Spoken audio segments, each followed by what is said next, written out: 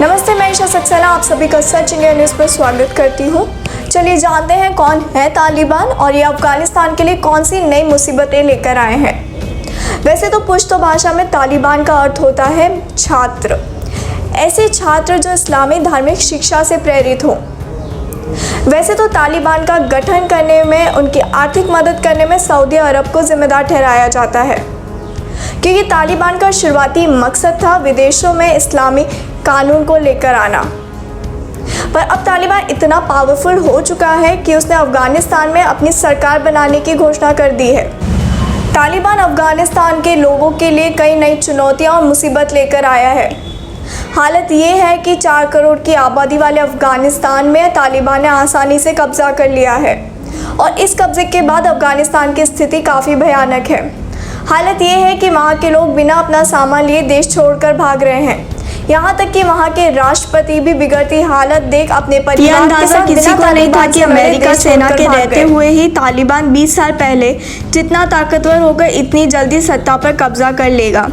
रविवार को तालिबानी लड़ाकों के राजधानी काबुल में घुसने से पहले ही राष्ट्रपति अशरफ गनी परिवार समेत देश छोड़कर चले गए। गनी के जाते ही पूरा अफगान सरकार छिप गई। काबुल में तैनात 10,000 से ज्यादा फौजी अपनी तोपें टैंक छोड़कर कहीं छिप गए। दूसरी ओर तालिबानी लड़ाके सड़कों पर सैन्य तोपों की नुमाइश करते दिखाई दिए। रूस, चीन और पाकिस्तान ने तालिबान को सरकार के तौर पर मान्यता देने की घोषणा कर दी है। चीन ने सोमवार को कहा कि वह तालिबान सरकार का सहयोग करेगा। रूस ने कहा कि तालिबान अब अफगानिस्तान की सच्चाई है, तालिबान से दोस्ताना संबंध रखे जाएंगे। वहीं काबुल पर तालिबान के कब्जे के बाद 3,000 से ज्यादा लोग रात को ही एयरपोर्ट में घुस गए।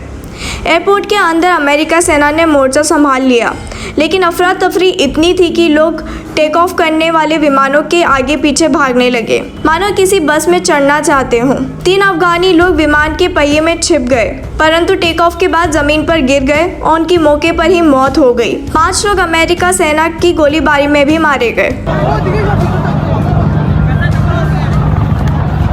अल्लाहु अकबर।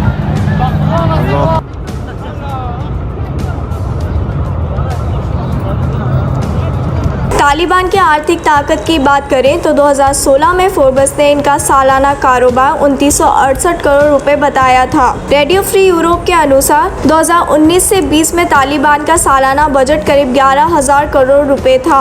कमाई का जरिया अफीम तस्करी, बॉर्डर पोस्ट व खनन कंपनियों से वसूली थी। अगर आपको हमारे द्वारा दी गई हुई जानकारी पसंद आई है तो इस वीडियो को लाइक और शेयर करें और इस चैनल को सब्सक्राइब करें। धन्यवाद।